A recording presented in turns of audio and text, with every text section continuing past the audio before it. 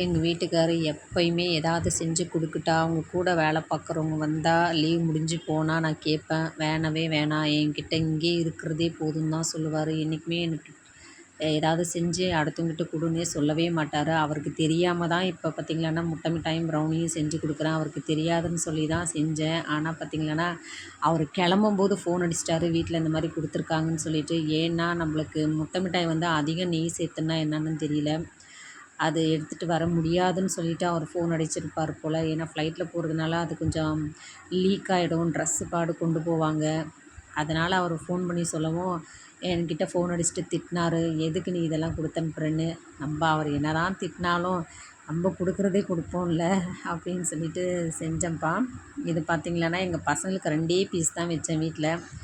ஃபுல்லாகவே அவருக்கு தான் செஞ்சு கொடுத்தாச்சு. ஆனால் அவருக்கு ஒரே ஒரு பீஸ் தான் அங்கே கிடச்சிதான். அங்கே லீவ் முடிஞ்சு வந்தாவே ஸ்நாக்ஸ் யார் எடுத்துகிட்டு வந்தாலும் எல்லாருமே சாப்பிடுவாங்களாம்ப்பா. அதனால் இந்த முட்டை மிட்டாய் பார்த்திங்களான்னா நாங்களே தான் சாப்பிட்டோம், அவருக்கு கிடைக்கல.